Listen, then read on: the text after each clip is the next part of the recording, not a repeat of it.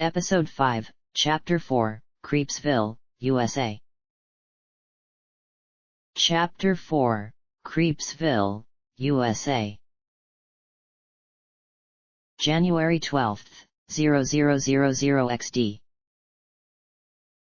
Whatever the four were expecting, this wasn't it.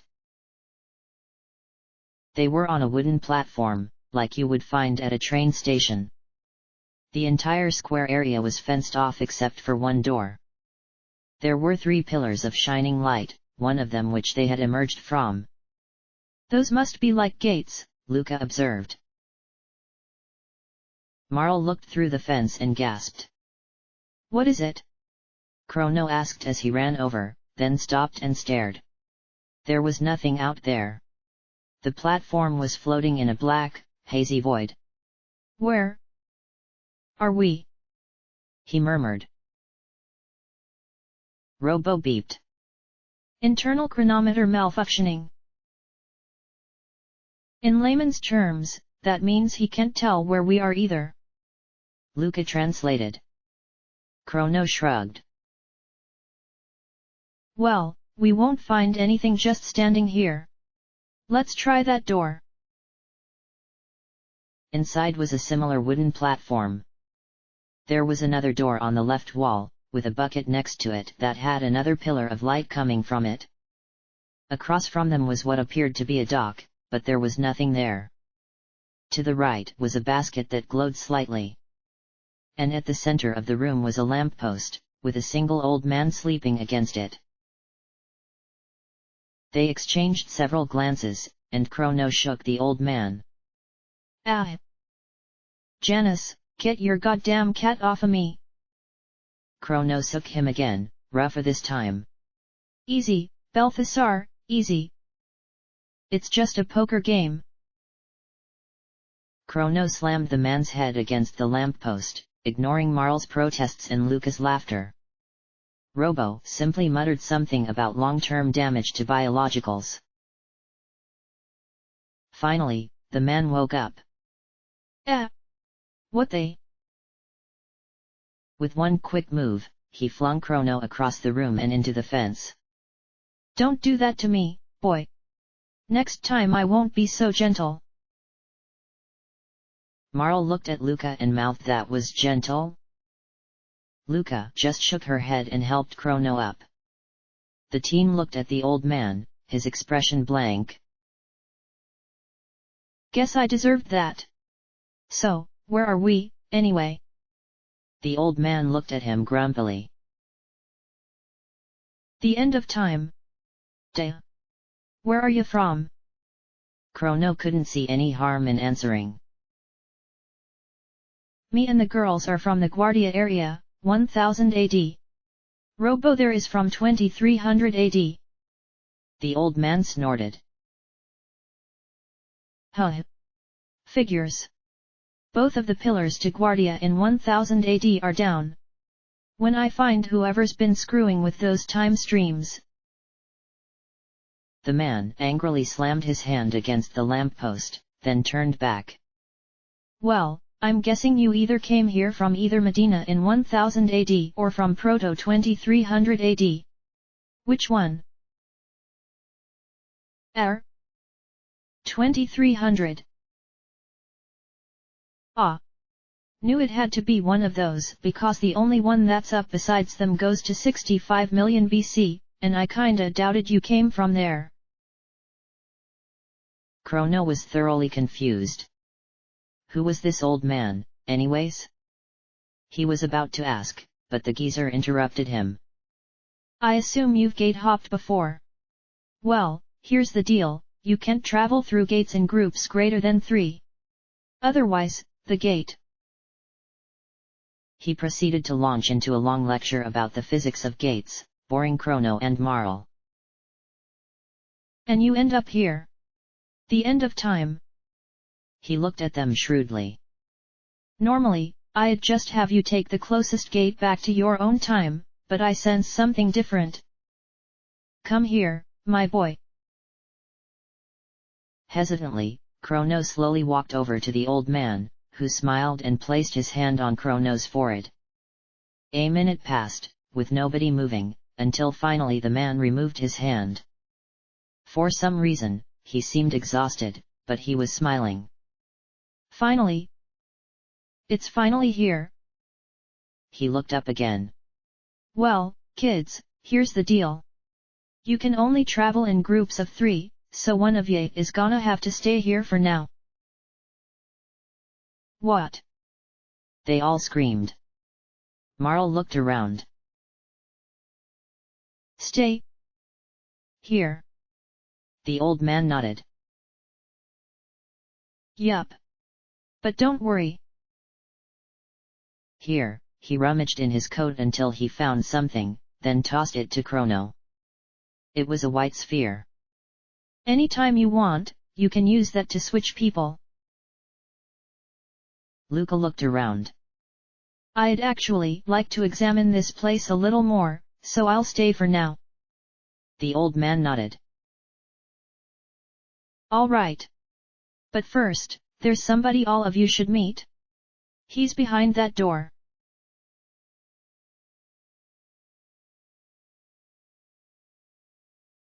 It was a Kilwilla.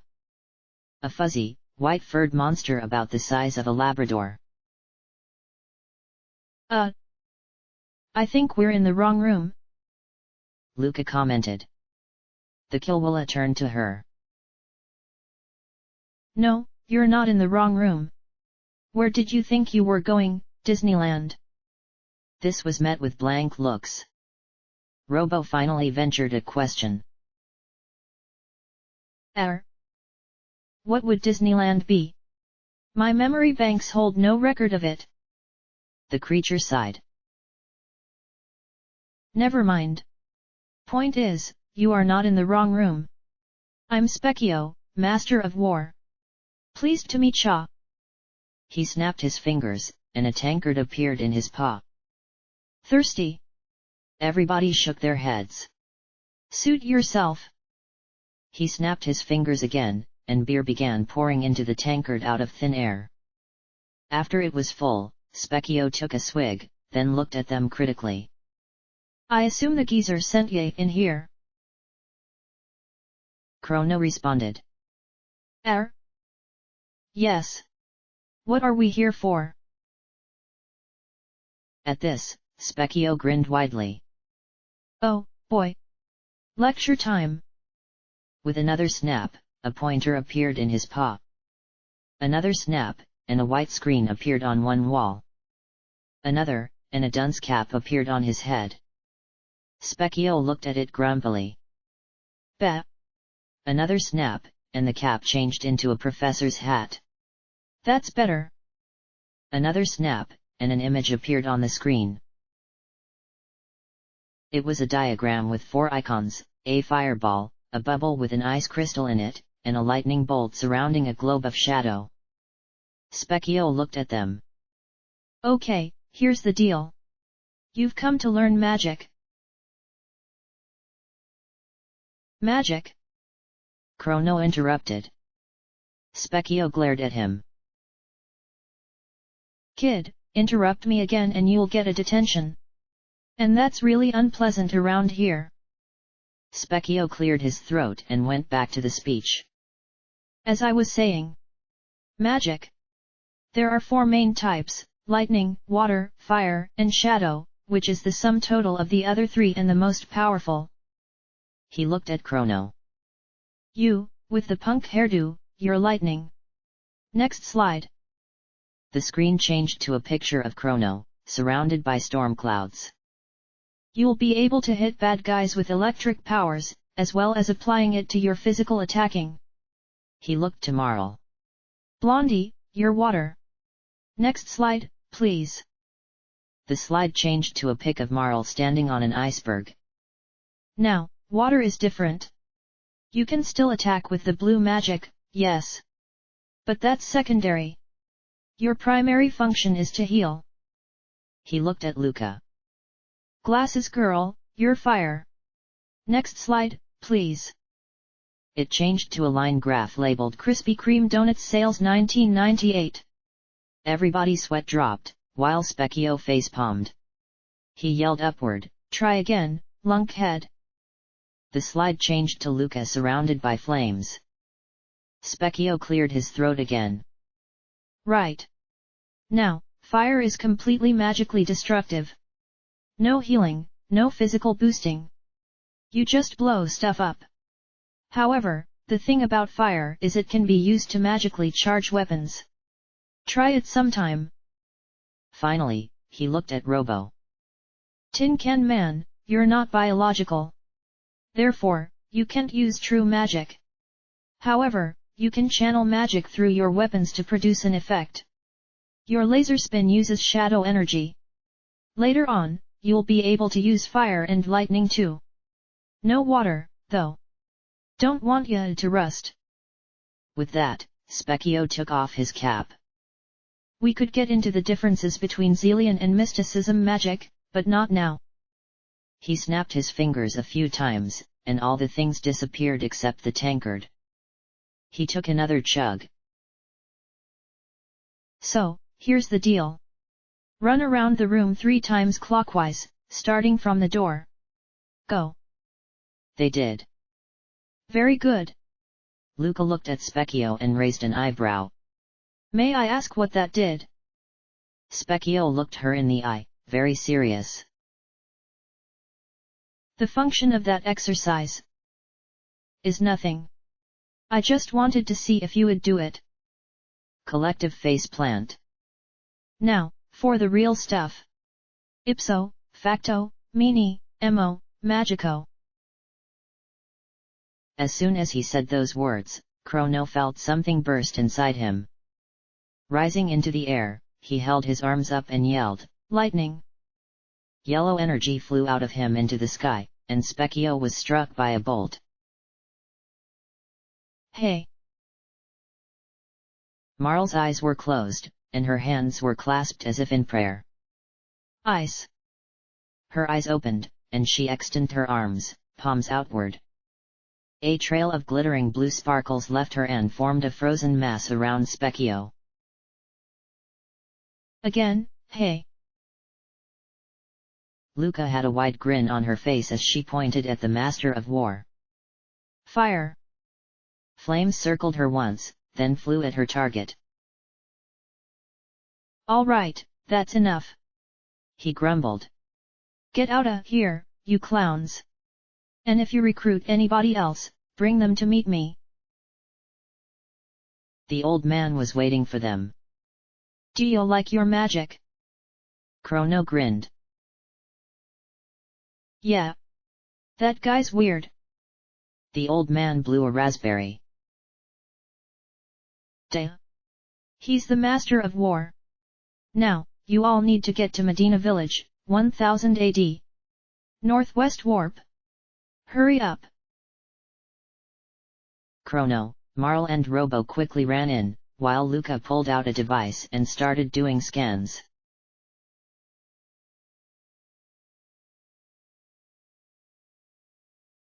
January 12, 1000 AD. Irvin was ticked. The boss was being a real bastard today, and his wife was complaining about being the only mud imp in the town again. To top it all off, those fanatics were having another party at the town square today, and the noise was incredible. The last thing Irvin needed was for more strangers to fall out of his cupboard. And, of course, that was exactly what happened. Irvin mentally reminded himself to have the witch doctor examine that cupboard before greeting them in the usual way. Not again. Get out of my house. Chrono blinked. Yup. We're in Medina, all right. Unlike most towns, Medina Village was populated entirely by mystics. Humans were completely unwelcome, but there were no overt wars. That had ended back in Frog's time. As the crew started to leave, the blue imp spoke up. Hold it. They turned. You would best be careful. Most of the guys out there are human haters. Don't stay at the inn, and don't try and go in the shops. Marl blinked. Hey, thanks. But why are you helping us? I thought mystics didn't get along well with humans. The other imp, one of the very rare mud imps, spoke up here. As a general rule, us imps stopped caring long ago. We basically say live and let live. She thought for a moment. They'll insist that you see the leader, Aussie 8. Treat him with respect, and don't lose your temper if he insults you. Irvin's brother is the butler, so he'll help you out. As soon as the three stepped out, a Diablos lounging on his front lawn spotted them and yelled, "Humans!" Instantly, they were surrounded by a mob. The apparent leader, a hench, walked up. Somehow, he seemed oddly familiar. Mind telling us what you're doing here? A Diablos in the back piped up. Why ask? Kill him now. The hench glared back. Shut up, Beldo. That's your answer to everything. One of these days, I'm gonna bash your face in. The Diablos faded back, muttering. Chrono chose his words carefully. If you want the truth, we're here due to an accident, and we want to leave ASAP. The hench thought it over, then grunted. Sounds okay. We'll have to take you to the chief, though. The mob covered them on all sides as they walked to the chief's house. At the door, they were greeted by a green imp. Greetings. I am Narain, the butler. Marl looked at him carefully before asking, Are you Irvin's brother? The imp nodded. Yes. He has already informed me of you. When you speak to Aussie 8, address him as sir and keep your eyes down. It's demeaning, I know, but it's your best chance to survive. The next thing they knew, they were facing the chief. Aussie 8 glared at them for a long moment before speaking. Humans. Stupid, filthy vermin. Tell me, why should we not kill you now? Chrono almost exploded and chopped the fat bastard's head off. First, he had had to deal with the Chancellor's crap, and now this. The thing that brought him back to reality was Marl's hand pressing against his arm, and her whisper of steady, Chrono. Don't let it get to you. Chrono momentarily wondered why this brought him back, but then decided he had to concentrate on the task at hand. Chrono thought for a moment before responding. He knew it would take some fast talking to get out of this one. Well, sir, for one, our blood would stain this rug. For two, we'd fight, and several of your people would die too. For three, we plan to get out of here anyways, so it would be a waste of time and effort. For four. All right. All right. Aussie 8 interrupted, irritated. You've made your point. You can take the cave to the south to your continent. The gatekeeper, Hekran, will make sure you get where you're going. As the three walked away, they could hear Aussie 8 cursing and muttering, Oh great Magus, why did you not exterminate the humans all those years ago? At the door, Narain stopped them. You handled that well, but he'll probably still send a press gang after you. Be on your guard. He smiled. Outside the cave is a single old man. The villagers tolerate him because he makes excellent weapons. You should meet him. Robo looked at him. That would be very beneficiary. We shall take you up on it.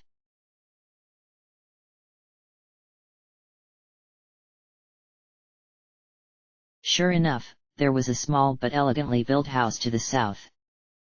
The three looked at it for a while, then knocked on the door. After a muffled call of "Just a minute," the door opened, revealing an old man in strange, foreign blue clothing. Chrono grinned. Melchior. So this is where you live? The old swordsmith from the Millennial Fair smiled as he saw who it was. Chrono. Come in, lad. Melchior's house was somehow much bigger on the inside than it looked from the outside. As they sat down, Melchior looked shrewdly at Robo. "This fellow's not from around here, I can see already," Marl answered. "Well, yes. He's from far away." Melchior fixed that same penetrating gaze on her.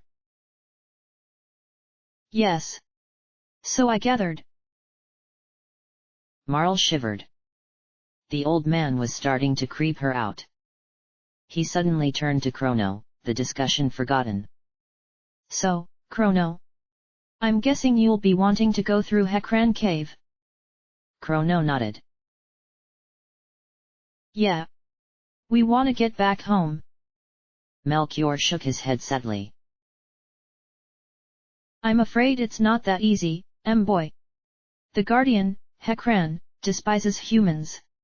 He only lets me through because I made some tools that he used to enlarge the cave. He'll never let you through alive." Chrono put his hand on the hilt of his sword meaningfully. "Then we'll just have to force our way through." Melchior shook his head again. "Hekran is a fearsome beast, Chrono. His hide repels all physical attacks.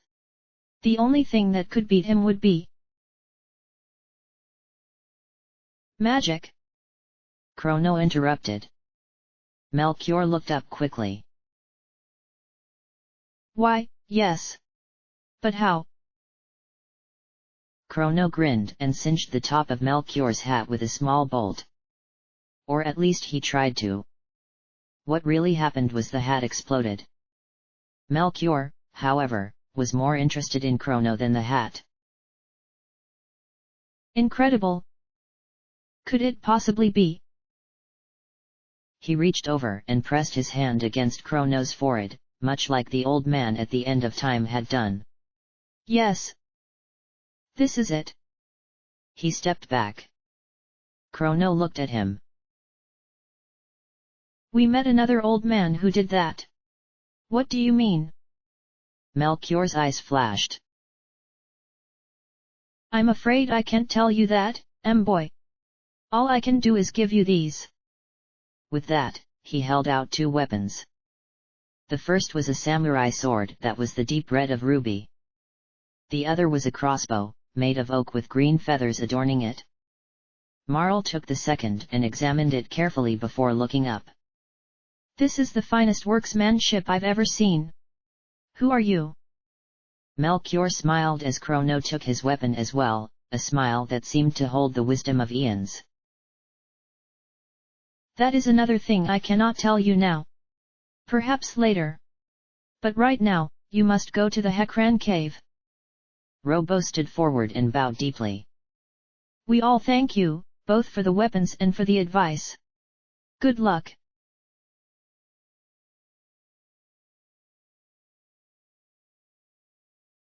As soon as they entered the cave, Chrono grabbed his two friends and jumped behind a rock.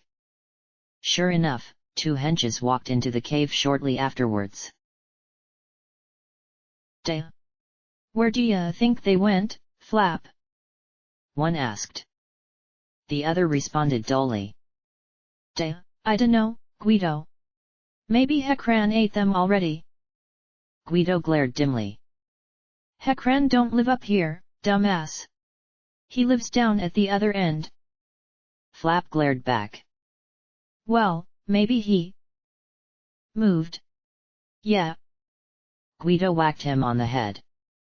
"Yeah, well, then where's all the blood and gore?" Flap kicked Guido in the leg. "Maybe he mopped up. Or the Tempaites took care of it. Now who's the dumbass?" Guido belted Flap in the gut. "Yeah, right. You are, dumbass. Dumbass. Dumbass. Dumbass." Robo easily snuck up behind Flap and knocked him out. Marl attempted to do the same to Guido using her crossbow handle, but he didn't even notice and just kept kicking Flap. Robo shrugged and belted him out too, then looked around. "I detect that other creatures in this cave are weak to magic as well. It would be best to switch me for Luca. Chrono nodded and took out the white orb the old man had gave him. As he looked in, Luca looked back out. Hey, Chrono. Need to switch. Chrono nodded and handed the sphere to Robo. The moment he did, there was a flash of light, and Luca was standing there instead. Chrono thought. Hey, wait a minute. If you just change when you hold it, how come I didn't switch? Luca had an answer. Because you is fearless leader. She spoke in a strange foreign accent. Chrono raised an eyebrow. What was that about? She smiled. Specchio showed me something called TV. You've gotta see it. It's amazing. Marl rolled her eyes. Later. The main chamber of the cave was huge. Stone walkways were over a shallow pool of beautiful-looking water, pouring in from an indoor waterfall. Marl just stared for several minutes, while Chrono and Luca explored. Finally, Chrono grunted, "Nothing." As he looked over to Marl, he saw something moving in the ground beneath her. Several somethings. "Marl, look out!" She didn't move. She was too captivated by the waterfall. Swearing sulfurously, Chrono moved in. Lightning! The first one out screamed and died, but more kept coming. They were giant insects with elongated, pointy noses, obviously designed for digging. Right now, though, they were going for Marl instead. Luca fried another one with a well-aimed fire, but that still left two going for Marl. As they reached her, she turned and smiled, showing that she had been aware of the situation the whole time. Ice! The blue particles burst from her hand and froze one solid. As the last one moved in, Chrono fragged it with another lightning. Marl grinned. I heard 'em moving around down there, so I figured we might as well squash them now. They always fall for the helpless princess act. Chrono grunted again. Let's just get through this place. Further in, they met with some unfriendly cave bats and roly-polies, but these were taken out with no trouble. In one long hall, they saw a box with the same emblem as the doors in 2300 AD. You know what? Chrono said as they looked at it. I saw one of those in the Truce Inn once. Marl pondered. And I think there's one in the castle storehouse too. Finally, it was Luca's turn to think. I've seen two. They were both in the mayor's house at Por. Near the box was a strange brown bottle. None of them was willing to check it. That appeared to be a good move, since it started cursing at them as they left. Finally, they came out on a small staircase that led to the shallow water they had seen before. Ugh! Time to get wet, I guess. Luca groaned. As they walked through, Chrono smiled suddenly. Heh! Good thing Robo isn't here. He'd rust. Luca whacked him with her gun. At the end, the path went on to dry land again, and into another chamber. Inside, they all screamed at what lumbered toward them. It was like a throwback to prehistoric times. A massive, blue-skinned reptile with horns, spikes, claws and fangs everywhere you look. When they stopped screaming, it snarled at them, "Humans! You dare come in here!" Chrono managed to stammer out, We were told by the chief of Medina to come here.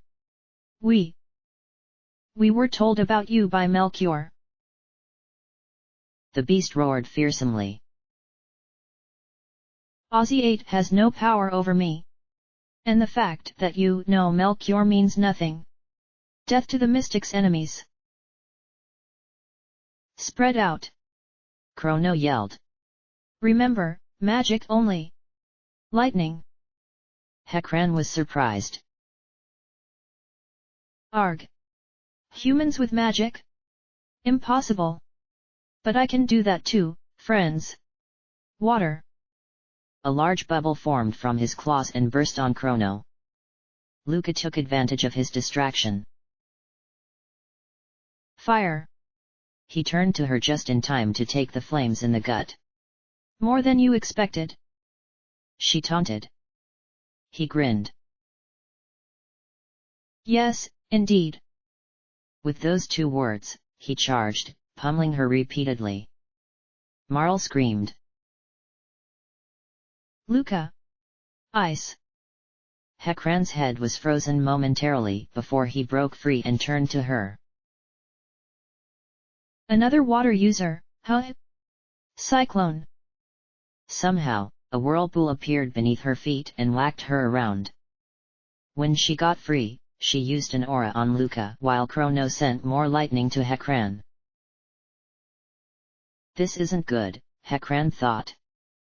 He could only attack one at once, and that left him open to the other two. If he kept it up, he'd be worn down. Time for the big guns. Hekran crouched in a defensive stance. Go ahead. Try an attack. Chrono eagerly took up the challenge. Gladly. Lightning. Hekran took the bolt, but was grinning wisely. Water too. A huge tidal wave came crushing down, and all three were enveloped. Yes.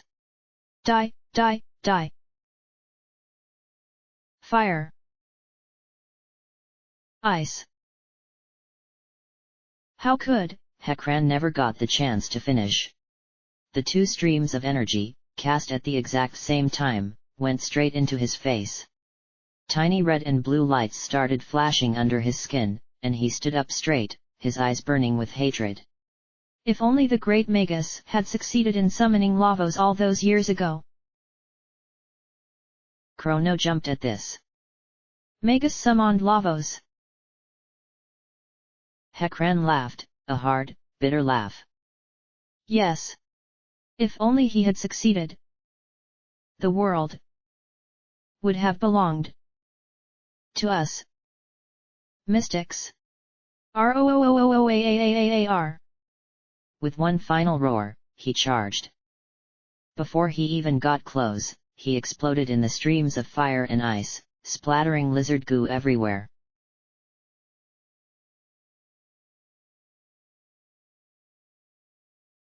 Yuck. Marl wiped Hekran goo off her face. Chrono was thinking about other things. Hekran thought that Magus had failed when he tried to summon Lavos. But he didn't. It was just a delayed result. Luca brightened up. I get it. We can go back to 600 AD and take out Magus before he does it. Marl smiled. We'll use He Gate at the fairgrounds. Let's get out of here. At the back of the cave was a pool of water, leading to a tunnel. Chrono could see powerful suction to the tunnel. Marl whispered, "Is it safe?" Chrono grinned fearlessly. Hey, if Melchior can do it, so can we. At the least, it'll clean off that Hekran goop. Cannonball. The next thing Chrono knew, he was flying through the air towards Luca's house at high speed. Lara was in a sour mood. Neither Taban or Luca were around enough to help her around, and she couldn't walk by herself. And now Luca had gone missing. Her musings were interrupted as Taban came up the stairs. Here's what we earned today. You're so kind. She responded sarcastically.